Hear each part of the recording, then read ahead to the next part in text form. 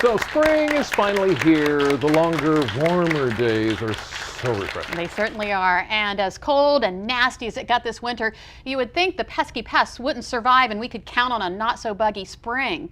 Well, think again. The truth is, those cold snaps that had us bundling up didn't stop some bugs from thriving. Their secret? It's in their blood.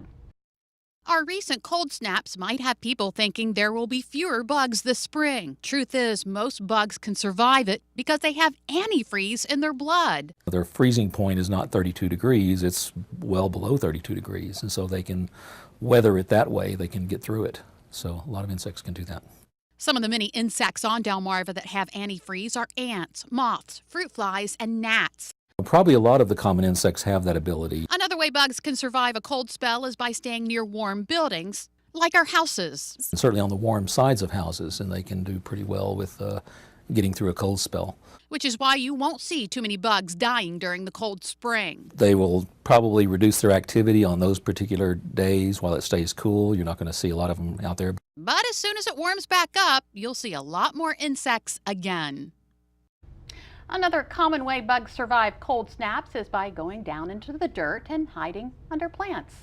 And it's funny that you should say that, because that's exactly what mosquitoes do. You have probably noticed that you never see mosquitoes during the winter. It's because they're hiding under the ground and under the dirt, and just as the weather warms up, boom, suddenly all the mosquitoes are absolutely everywhere. Make you itch, they can make you scratch. You want to get right down to it. Mosquitoes can be downright annoying. Well, there is another reason why you want to keep your distance from them. Experts have identified a new mosquito disease. Chikungunya, often called Chick V for short, has spread rapidly across the Caribbean islands. And these are all separate islands, so it's not like the mosquitoes are flying from one to another. Mosquito experts say we need to be vigilant and aware, especially since we're weeks away from mosquito season. This is definitely a case where you have, it's a mosquito biting an affected human, getting the disease, and then transmitting it to another human. That means people with Chick V could infect other people. The salt marsh mosquito and the floodwaters mosquito can be holders of the disease. This is something that we're not easily going to be able to control for them, that we're going to need people to police their own property, make sure that they don't have standing water. The bite can be dangerous. In fact, the word chikungunya means to become contorted. The road to recovery after a single bite can take up to a year. It's very, very hard on the joints, making the patient feel like they're being drawn or contorted. It hurts so bad that they can't straighten up. Mosquito control workers are in the first phase of becoming educated on Chick V. So what we'll be doing for this one in particular is using our traps, such as the one right here next to me, take collections of the Aedes aegypti, albopictus mosquitoes. They'll be brought in, ground up, and we'll be looking to see if they have genetic material in them from chikungunya. Okay, so experts say that less than 5% of those infected with this disease actually die from it. It could take up to 12 days for a person to know they've even been infected. So the question that we ask everybody is there something we can look for? How are we going to know if perhaps we were bitten? Well, according to the CDC, what they're saying is the most common symptoms are joint pain and fever.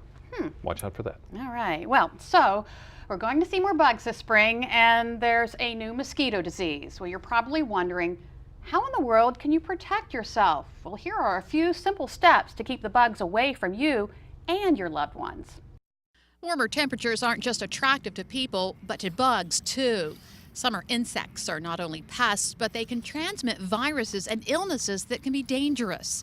Mosquitoes can transmit the West Nile virus as well as Eastern equine encephalitis. Fleas can cause bites that can itch and can turn into infections if scratched. And ticks can infect people with Lyme disease and other serious problems. So arm yourself. When going outside, spray for bugs. The Centers for Disease Control recommends repellent containing 20% DEET. If mosquitoes are the primary problem, the CDC says use a repellent that contains at least one of these: DEET, picaridin, IR3535, or oil of lemon eucalyptus. Try to stay away from thick underbrush and trees where ticks hide. Also, check your pet to see if they're carrying these nasty critters. Ticks love hairy animals. And make sure your pet is free of fleas. They too can hitch a ride on your dog or cat and infect those in your home.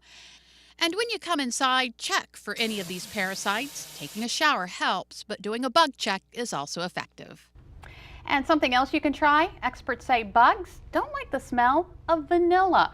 According to Reader's Digest, try diluting 1 tablespoon vanilla extract with 1 cup of water and wiping the mixture on your skin. Now, they also don't like mint, so a simple trick is using your mint mouthwash as a body spray. You'll be minty fresh. I don't know if I can do that. I'm just going to be honest with you here. But you know, bugs aren't the only thing that the weather is bringing out. Are you sniffling? Are you sneezing? I don't need to tell you, it's allergy season, do I? No. But preventing allergies may all come down to what you eat. Coming up next, the 6 foods to fight the spring crud. Then we're turning our attention to beef. A steak dinner can eat up a large portion of what's in your pocket these days. We're going to find out what's driving up the cost. And we're even going to get an in-studio lesson on how to save on buying beef.